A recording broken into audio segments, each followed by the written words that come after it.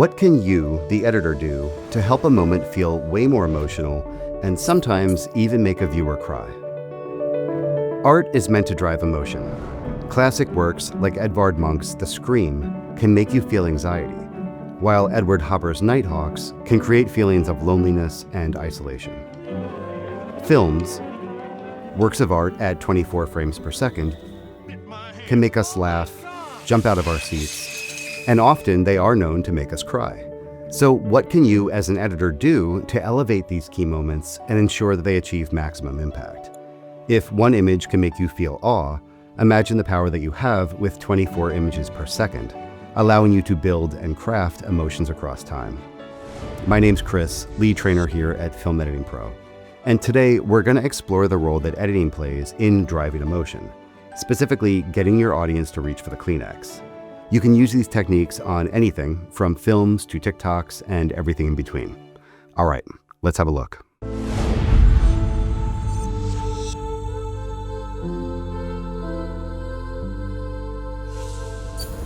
We tried several ways to get into this video because it is a very complicated topic.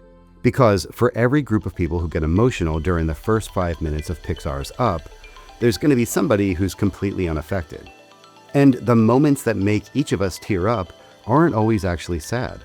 Tears are born from past struggle. No matter what, I still want to be here with you. Pain.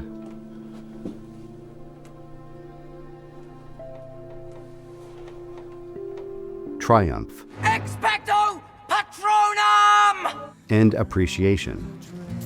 Son of a bitch. He stole my line. So their triggers in film can range, from this big character moment in Lord of the Rings, to this hard-fought win from Rocky, or this more on-the-nose tragic scene from Land Before Time. But why do I have to know you're gonna be with me? I'll be with you. Even if you can't see me. What do you mean if I can't see you? I can always see you. Littlefoot, let your heart guide you. It whispers, so listen closely. Sorry, Littlefoot. I feel your pain. It's amazing to see how many types of films and videos can really tug on your heartstrings.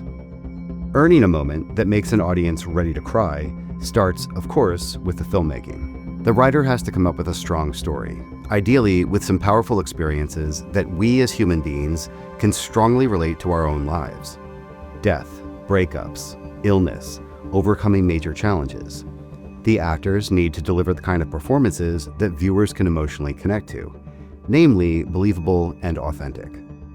The lighting, camera placement, costuming, production design, hair and makeup has to fit into the moment so well that audiences are completely immersed.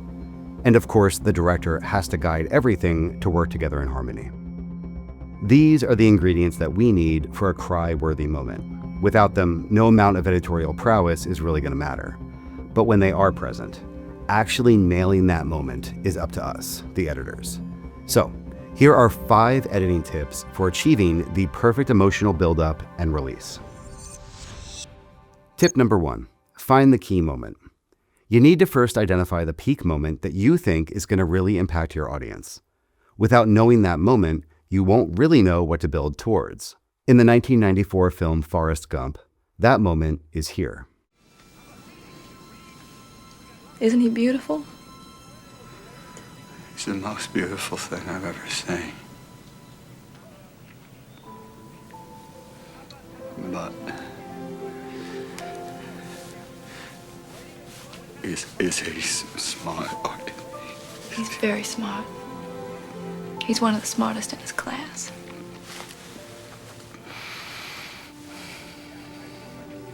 If you haven't seen the film, this line comes after Forrest is told that the boy in the other room is his son, and he's concerned that his son may have inherited his mental limitations. During production, everything in this scene was designed to maximize the moment on screen. The lighting is soft, but it still has dramatic contrast. The camera moves subtly in and out. The production design is also sparse enough to focus on Forrest in this shot, but not so empty as to not feel cinematic. It's up to the editor to identify this key moment in the dailies, find the exact right performance from Tom Hanks, and then use that as the cornerstone for designing the entire scene. Tip 2. Build the runway. Now that you've identified the key moment and performance, you need to build the audience up to it. Let's look at writer-director Celine Song's film, Past Lives. Over the course of the film, we follow Nora and Hae Sung. As children living in Seoul in the 90s, they are best friends, and they share a special connection. But Nora emigrates to Canada and they lose touch. They reconnect in their college years exclusively on Skype calls, but she breaks off their friendship because the love that she feels for him is too strong, and their distance makes it so that they can never be together. Many years later, Nora is married and living in New York, and Hae Sung comes to visit for a weekend. They spend a lot of time exploring the city together, talking about the past. This moment happens at the end of the film.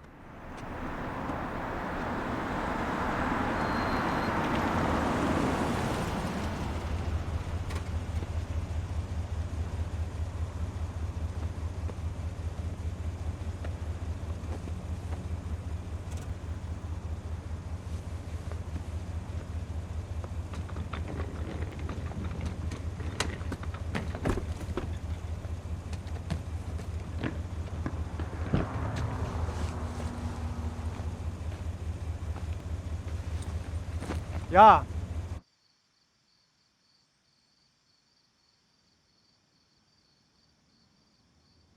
나영아.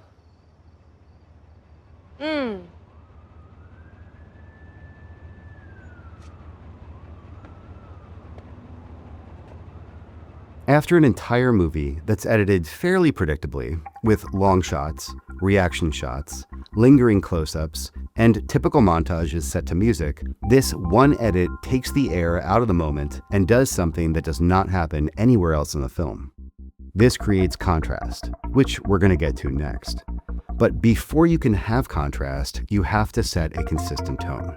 That means have a plan early on for how you might handle a moment, possibly even edit it ahead of time, and then make sure that the rest of your editing decisions don't steal, mimic, or otherwise diminish the impact that it's going to have when it's finally presented to the viewer.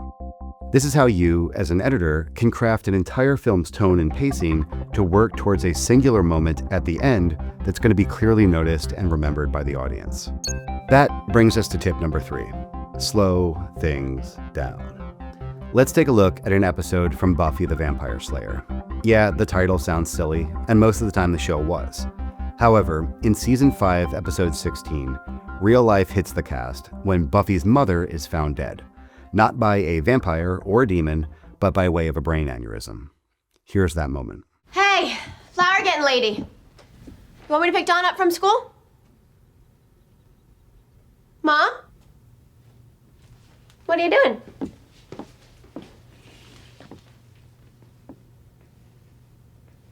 Mom? Mom? Mommy? The scene itself, Buffy discovering her mother on the couch, and then the subsequent call to 911, is played in an unbroken 2-minute oneer. Then, the key moment occurs when Buffy finally breaks and the audience is at home, expecting another quip before a vampire turns to dust, are instead presented with something completely different. Let's take a look at how that plays out. The coroner's coming. What? I have to tell Dawn. She's at school. I'll go there. I'm not sure.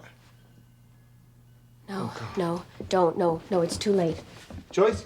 They're coming for her. No, Joyce! we're not supposed to move the body.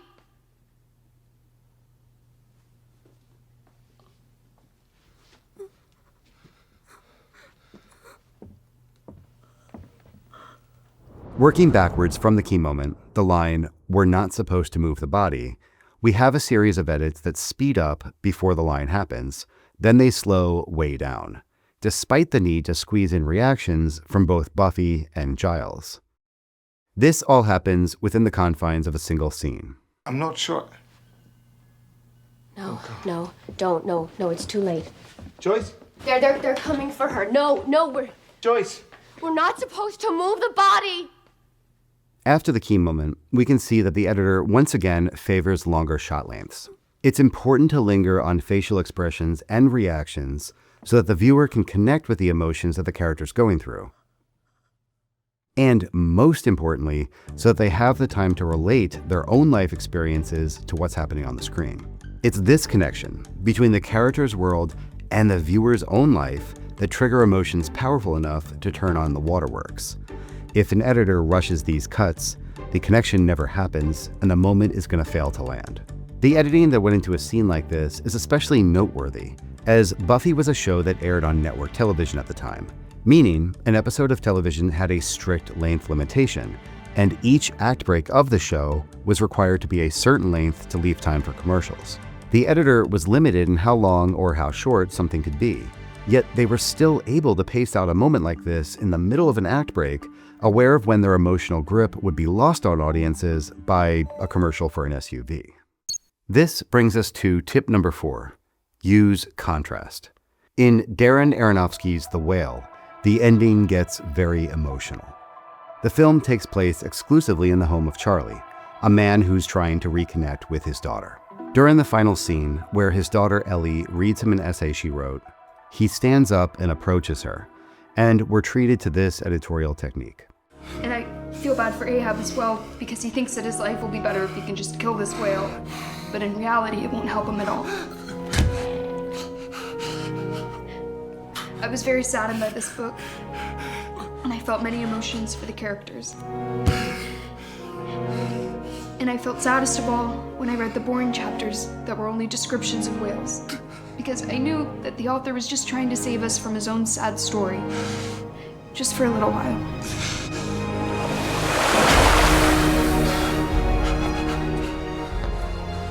The editor would identify this as the key moment that we're building towards.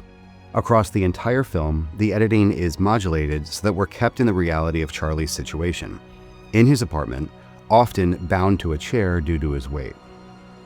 That way, this scene plays in stark contrast to what came before it, with music swelling heavily under the dialogue. As Charlie begins to walk towards Ellie, the editor chooses the perfect spot to interrupt the flow of both Ellie's reading and Charlie's walking, with what could be considered a dream state Charlie's in as he's dying. If you weren't weeping by now, this cut would probably do it. The sound of waves that echo back into the scene, presenting a vision of a happier place, all done with the power of understanding timing, pacing, and visual design. Our final tip, tip number 5, is to remember that editing choices help tell the story. If we take a look back at our earlier example of past lives, the editor is using sound to help guide the audience's emotions. Just like the swelling music from The Whale, where music is doing the heavy lifting, the subtlety in past lives' audio landscape is a big part of what drives your emotional response to this moment. Let's take a look at what's happening. 금방 오나? 2분. The thing we hear most prominently in the beginning of this scene are the bustling sounds of New York, the place that keeps Hae-sung and Nora apart from one another. Like all good antagonists, New York is ever present in their journey, stopping them from being truly together.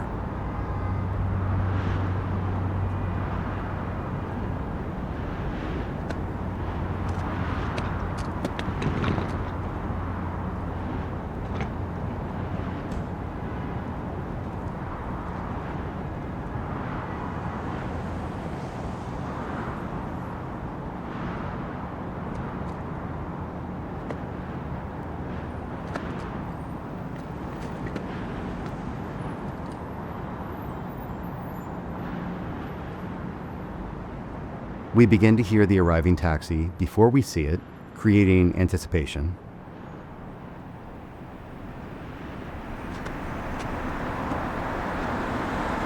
And notice the sound of the gear shift of the taxi as it parks. The taxi isn't going away until Hae-sung gets in it. We feel a sense of urgency. And we hear the rolling of Hae-sung's luggage, loud enough to be its own character. the thing pulling Hae-sung to his departure and away from Nora. A boom or lavalier microphone on set during this scene would not have picked up all those noises so perfectly. Clearly, this scene was designed. As an editor, you can do this kind of work before a sound designer or a sound mixer gets involved. The work that you put in during the rough cuts, the small decisions that you add, tell a story. In this scene, New York is a third character. It's the place where Nora and Hae-sung reconnected after many years apart and almost expressed their love for one another. New York is also the antagonist of the film, the place that keeps Nora away from Hae-sung. So the editor uses sound instead of music to design contrast. Contrast that, when all of that sound is taken away, creates this emotional moment. 야!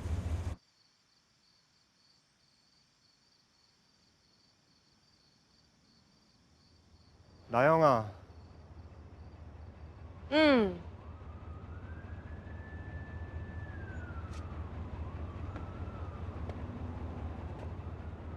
The quick, unexpected cut, the visual contrast from adult Nora to child Nora, plus the sudden change of sound, all accentuate that key moment, born out of contrast. So that's the framework. Build the runway, find the key moment, slow it down, and use contrast, especially sound, to make the release hit. Try it on your next project: film, TV, docs, ads, YouTube, anything. And pay attention to how you feel when you're playing back that timeline. If it's not working for you in the cut, it's probably not going to work for your audience either. And quick question, what scene always gets you emotional, no matter how many times you've seen it? Leave a comment below and let us know. All right, I'll see you guys in the next video. Hey there, for tons more free editing training, head over to our website at filmeditingpro.com/free training. Here you can download free editing guides along with high-quality video training courses created by our team of professional Hollywood editors.